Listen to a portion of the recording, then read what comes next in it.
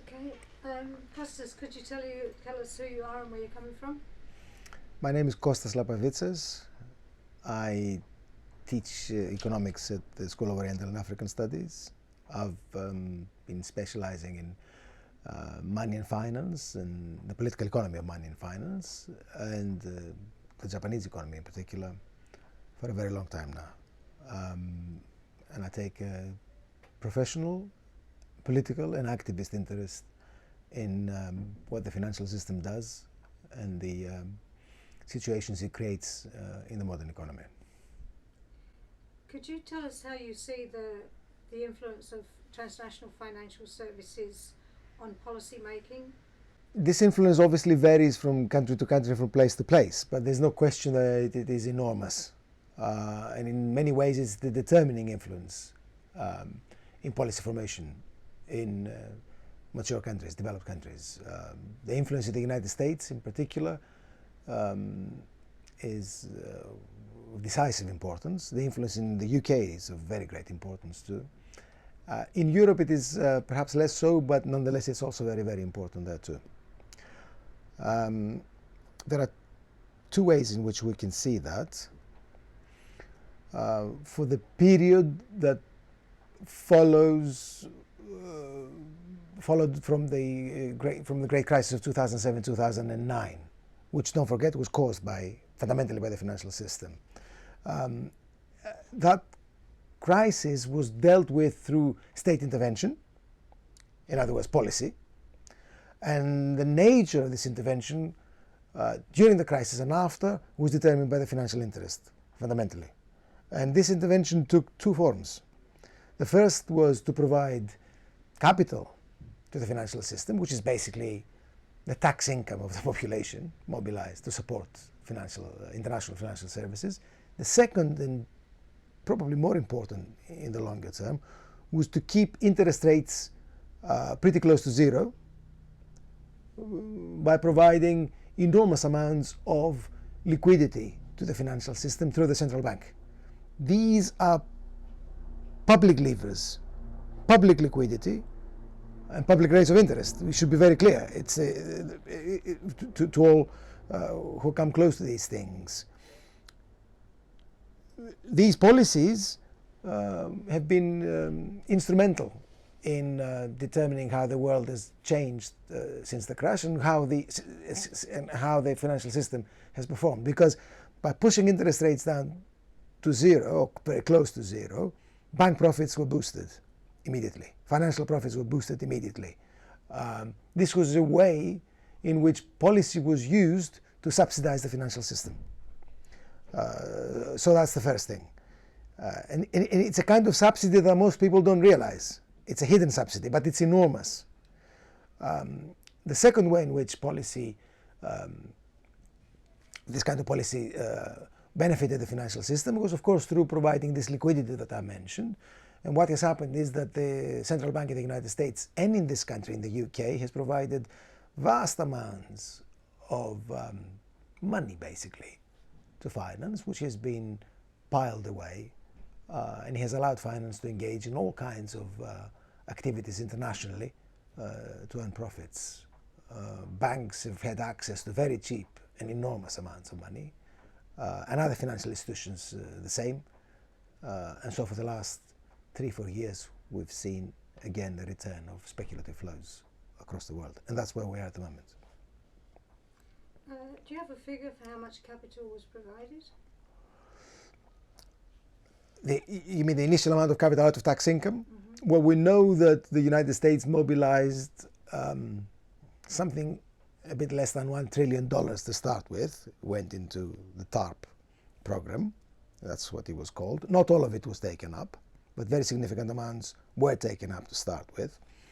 And then gradually the banks have been paying it back. The reason why the banks were able to pay it back, however, was the subsidy that I mentioned to you. Because the profits went up of the banks, and because the state also made sure that the stock market went up, the banks had their profit rates come back, their profitability reviving, and they were gradually able to pay back the capital that was initially provided to them. Nonetheless, the public still made significant losses. It's not clear how much it is. Significant amounts of money went to the banking system and they will not come back. And that's very clear, both in this country and the United States. It's hard to tell what it is, though, but it's very large. Could you explain how bank profits are boosted by low interest rates? Yeah. Banks are intermediaries. They borrow to lend. They make their profit in good measure from the spread between the rate at which they borrow and the rate at which they lend. State intervention, state policy drove the borrowing rates of the banks close to zero. But the lending rates of banks didn't decline in the same way, particularly when they were lending to the state. Because obviously the state itself borrows and banks buy state assets and so on. So the banks can make, and other financial institutions can make a fairly secure profit just by doing that. Now, if you give them the option of obtaining these very cheap funds in large volumes, which they can then try and on-lend in developing countries across the world, then obviously the spread can become even bigger. So this public subsidy provided by the United States, this country, of driving the borrowing rate pretty close to zero can be enormous for banks if you take the world as the investing field of banks. So that was a key mechanism. That was a key mechanism through which the financial system was able to revive its fortunes since the crash. It's a huge hidden subsidy given to finance. Do you have anything to say about the failure of banks to lend to small businesses, particularly in this country? That's not just this country. The funding gap which small and medium businesses face is very substantial in Europe too. I mean, in fact, it is very, very pronounced in Europe. Many smaller European countries in the Eurozone find that their small and medium businesses are unable to borrow, or the borrowing rates are enormous, 10% or close to 10%, which is a forbidding rate of interest for most of these businesses. You also find a gap existing in a lot of developing countries where small and medium businesses cannot obtain funds very easily, or funds are very expensive, and therefore the development process is hampered to a certain extent. There are many reasons why that happens, but the key reason is that private banks today make a lot of their profits and have shifted their activities towards profiting from transacting in financial markets rather than from lending. I mean, they still do, they still lend, but a lot of the profit comes from transactions and mediating transactions in derivatives markets and other large financial markets, and making a profit through fees, commissions, and that kind of thing. In this world, banks have got fewer skills in lending to small and medium businesses. It's not an easy job to lend to small and medium businesses. And second, they've got fewer incentives to do so. So basically, we've got a structural failure of the modern financial system.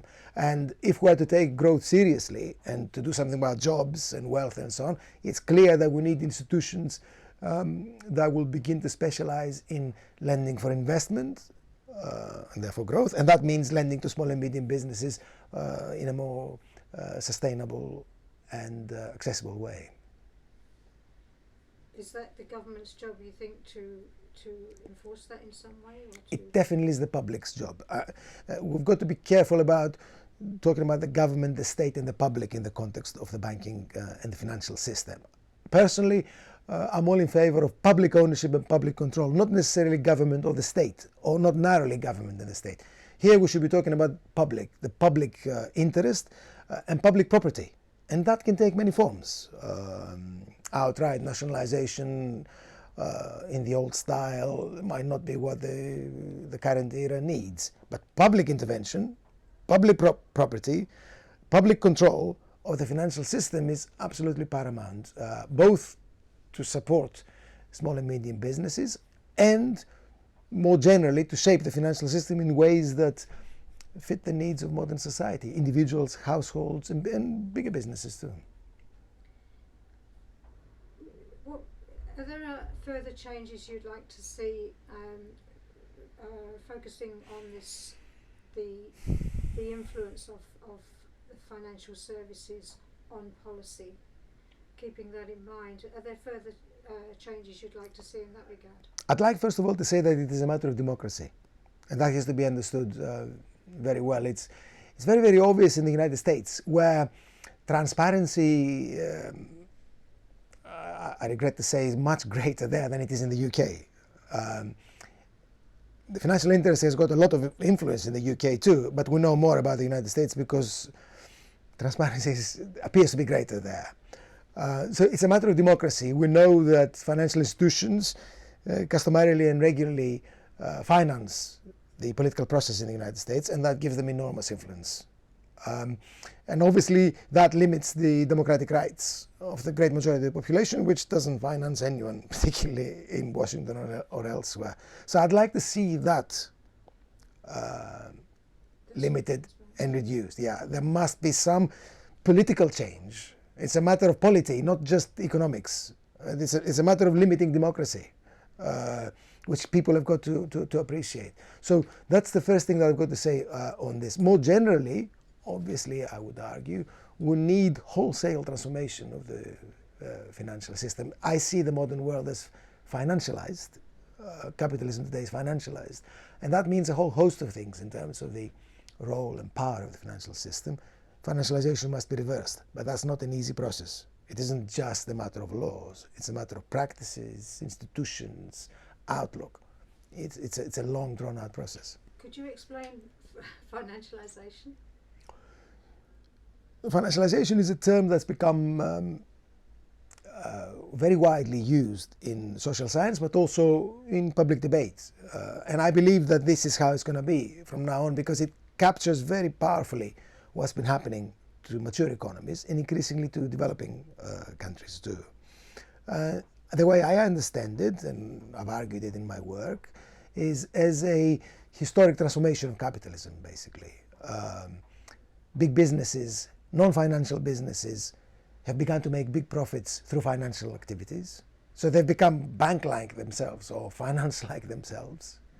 Big banks have transformed themselves by making profits out of transactions and playing games in the open markets, and by lending to households rather than by dealing with lending to businesses.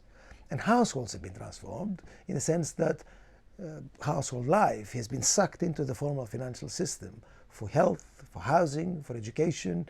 People borrow more and keep their savings more and more in the financial system, and that means that household income has become a field of profit for financial institutions. This complex set of relations shows you the power of finance and the roots of the power of finance in the modern world. It's deeply problematic, deeply problematic. There's no growth, there are no jobs worth talking about, incomes are stagnant, there's a repeated tendency, there's a tendency towards repeated crises. Financialization is a deeply unequal world as well, in terms of huge incomes and wealth accruing to the top layer, often through finance and not much to the bottom. That needs to be reversed. But I stress, it isn't just a matter of regulation. It's a deeply entrenched transformation, and therefore needs a deep process of reversal across the board. It sounds like there's some correspondence between this and a demise of public provision of welfare. In my view, there is. That's what explains the financialization of the household and the turn of banks and other institutions towards households as a field of profit. If you have a retreat of public provision, and obviously it varies from country to country, but if you have a retreat of public provision, then you're creating space for private provision. Private provision, more often than not, is mediated by the financial system. What you get is private provision of housing, private provision of health, private provision of education increasingly, and in many countries in different ways, but you get it, and the financial system acts as the mediator of that. The financial system has got no special skills in doing it, it just treats that as a field of profit making out of people's income, and that creates very negative results, very negative results. Okay, thank you very much, Kostas. I think.